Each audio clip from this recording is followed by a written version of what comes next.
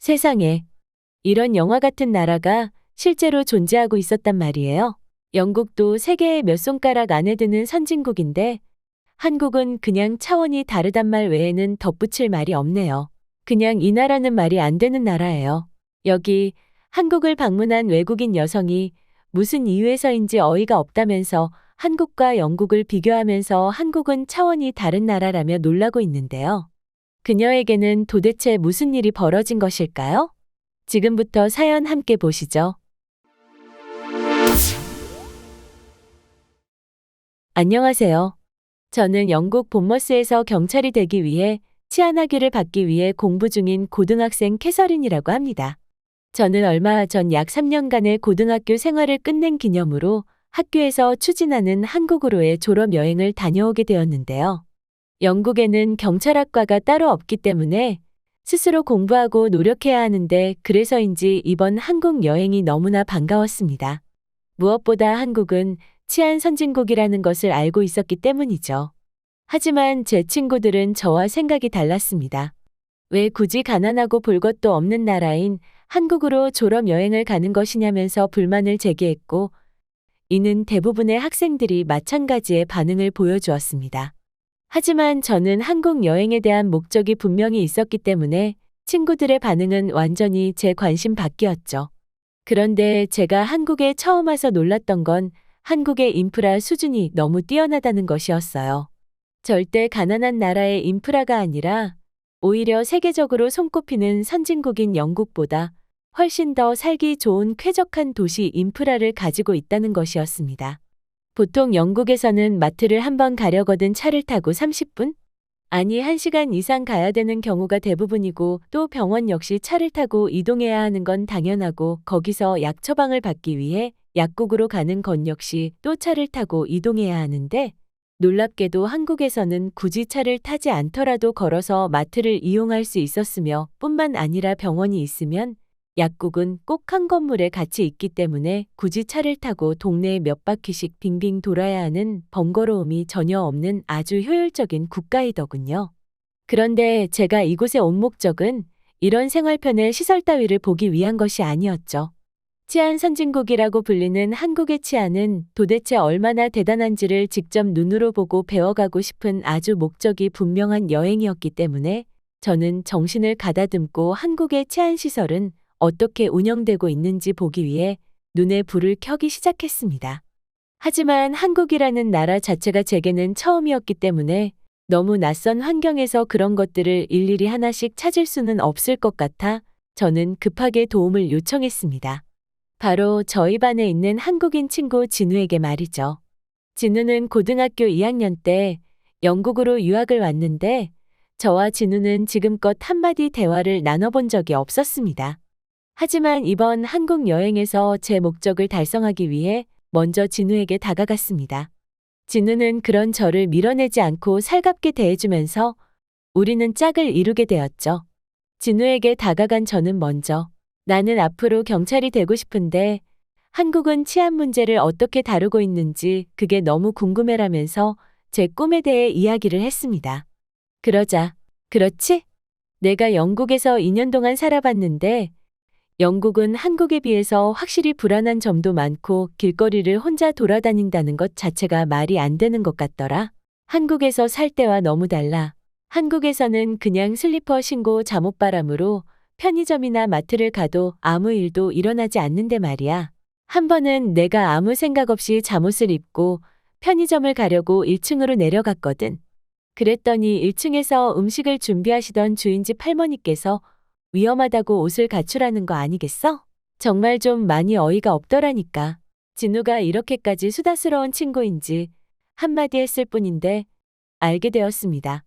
아무튼 그래서 저는 진우에게 그럼 한국과 영국이 어떻게 다른지 나한테 알려주면 안 될까?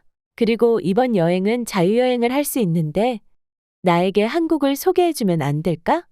라고 진우에게 말하니 진우는 흔쾌히 자신도 아직 어리고 다 알지는 못하지만 알려주겠다고 흔쾌히 허락해주더군요. 그렇게 수학여행과는 달리 이제 사회에 나가기 직전의 졸업여행이기 때문에 저와 진우 그리고 몇몇 친구들은 그룹이 되어 한국의 곳곳을 더 깊게 체험해보기로 했고 그 중에서도 진우는 자신이 한국 여행 가이드를 해주겠다며 먼저 나섰습니다.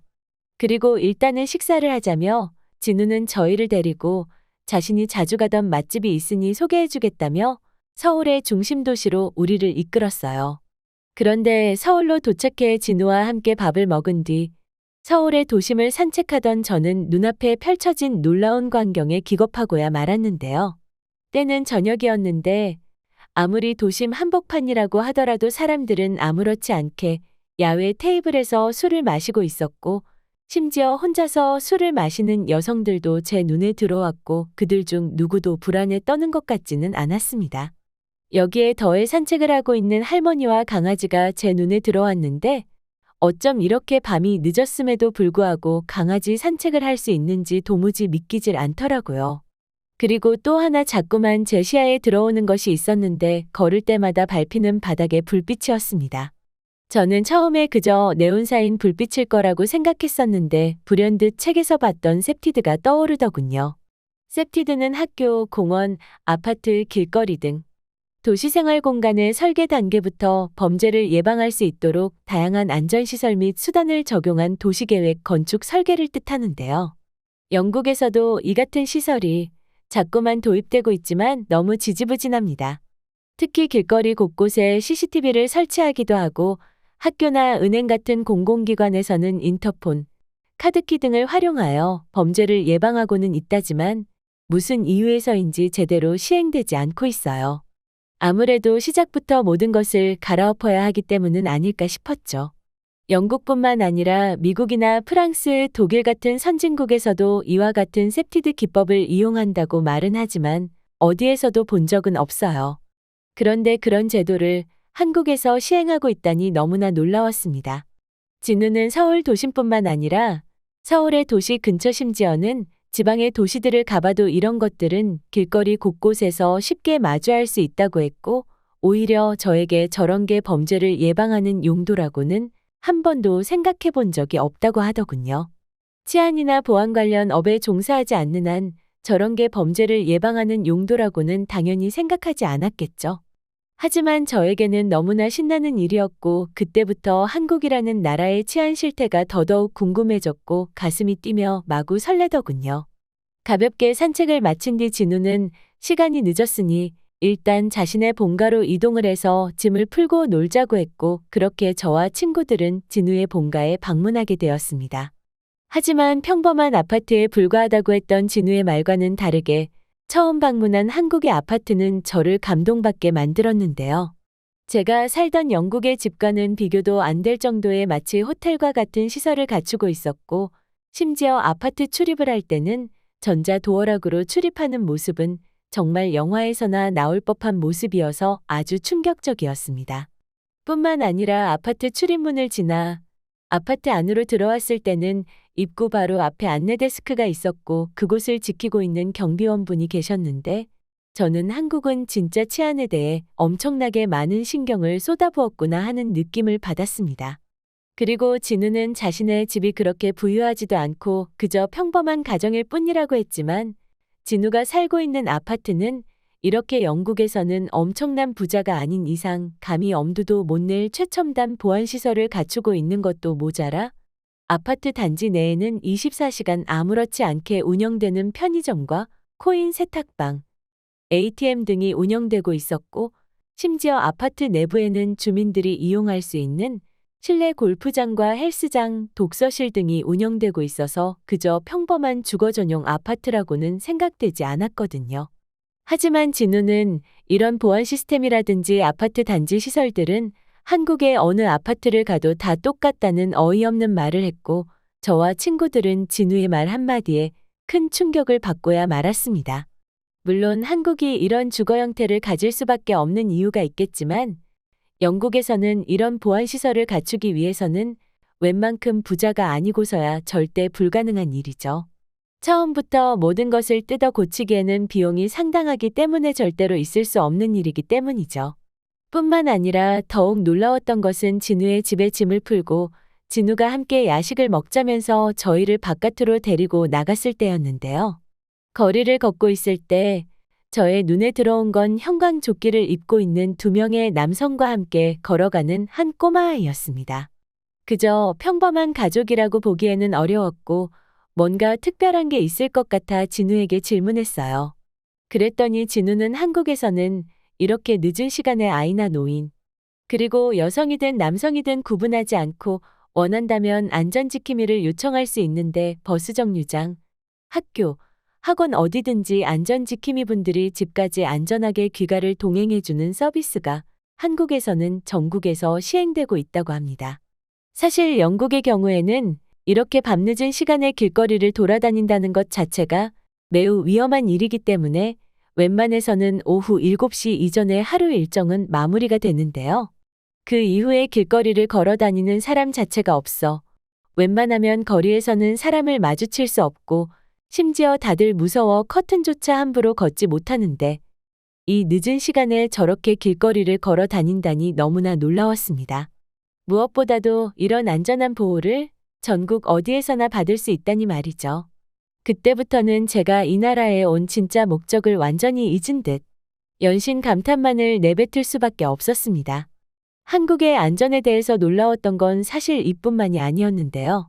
다음 날이 됐을 때 진우와 함께 저희는 버스를 타고 남산을 구경하러 가기로 하고 길을 나섰는데 너무 신이 난 친구들 중 엘레나는 그만 길거리에 튀어나온 돌부리를 미쳐보지 못하고 그대로 걸려 넘어지고야 말았습니다. 다행히 엘레나는 크게 다치지 않았죠.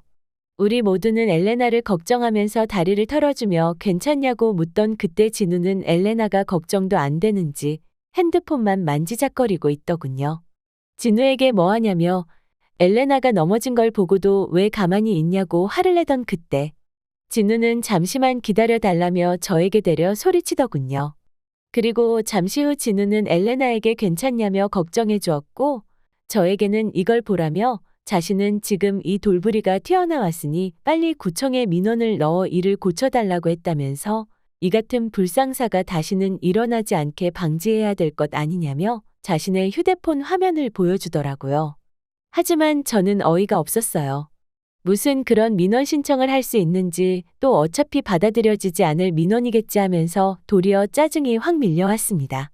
그러나 진우는 되는지 안 되는지 두고 보자면서 저에게 내기를 제안했고 저와 진우는 점심 떡볶이 내기를 벌였습니다.